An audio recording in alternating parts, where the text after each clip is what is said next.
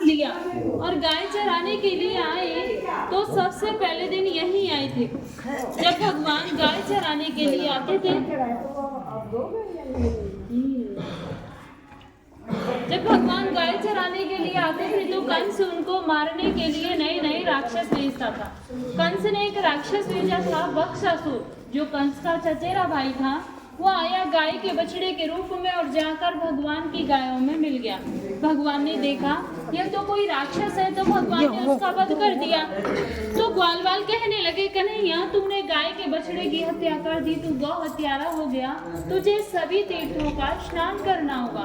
तो ठाकुर जी ने सभी तीर्थों को यहीं पर बुलाया। बाहर एक कुआं है सामने, उसे अपनी बंसी से प्रकट किया, उसमें विराजमान हुए। तो सभी तीर्थों ने अपना रूप धर के भगवान को स्नान कराया। जब भगवान की शुद्धि हुई थी तो इस कुएं में सभी तीर्थों का जल है। जब कभी भी सोमवती या अमावस्या होती है तो उस दिन इस कुएं का जल सफेद हो जाता है। जिन माता बहनों की संतान नहीं होती हो, गर्भ खंडित हो जाते हो, तो यहाँ आकर इस कुएं पे स्नान करें और इस मंदिर में मनोकामना बोलें तो उन्हें संतान की प्राप्ति होती है।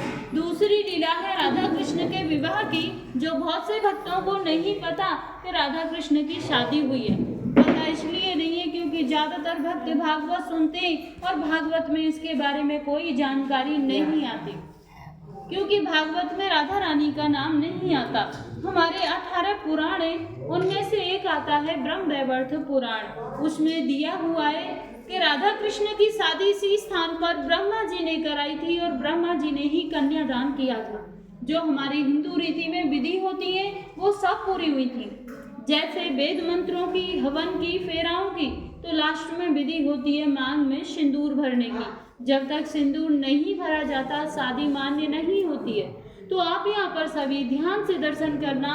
यहाँ पे ठाकुर जी राधा रानी की मांग में सिंदूर भरते हुए, हाथ देखना ठाकुर जी का राधा रानी के सिर के ऊपर है, ऐसे चुटकी बनी हुई है हाथ में इस तरीके से। ये पूरे विश्व का एक ही मंदिर है जहाँ भगवान के ऐसे अद्भुत शादी के दर्शन यहाँ पे होते हैं। नहीं तो जहाँ भी दर्शन करोगे बंसी बजाते हुए करोगे। यहाँ पे ठाकुर जी के हाथ में बंसी नहीं है, सिंदूर है मांग भरते हुए। तीसरी लीला है, एक दिन राधे कृष्ण इसी वन में बैठे हुए थे तो कन्हैया जी कहने लगे, हे राधे ये हमारा तुम्हारा निकुंज बने, हमारी तुम्हारी कुंजों की लीला हुई है, इसलिए आज इस वन को प्रसन्न होकर वरदान देता हूँ। जो भक्त यहाँ आएगा और इस कुएं पे आचमन करेगा तो उसे 14 अवतार के दर्शनों का फल प्राप्त होगा। कुआं पे स्नान करेगा तो उसके जाने अनजाने के जो भी पाप हैं सब नष्ट हो जाएंगे। मंदिर में बैठकर कोई मनोकामना मांगेगा तो उसकी मनोकामनाओं को पूरी करूंगा। या फिर कोई भक्त यहाँ पर एक रात्रि निवास करेगा, कुआं पे स्नान करेगा, फिर भांडीर बिहारी के दर्शन करेगा तो उसे गौलोक की प्राप्ति होगी। यहाँ बैठकर कोई चीज खाएगा तो उसे इंद्रलोक की प्राप्ति होगी। या फिर यहाँ कोई गौदान करेगा तो उसकी 73 पीढ़ियों का उद्धार होगा।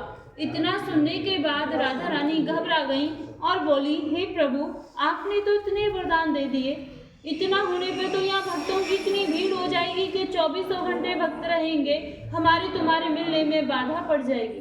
तो ठाकुर जी बोले, हे राधे गोपनीय ये मेरा गुप्त स्थान है, यहाँ पर हर कोई नहीं आ सकता। जिसके ऊपर मेरी विशेष कृपा होगी वही भक्त यहाँ पर आ सकता है, अन्यथा मैं हर किसी को यहाँ आने नहीं दूंगा।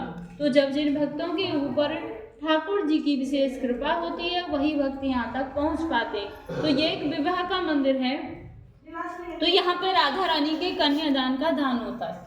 कन्यादान में साड़ी, श्रृंगार का सामान, ये सब राधा रानी को भेंट किया जाता है। जैसे भक्त पहली बार आते हैं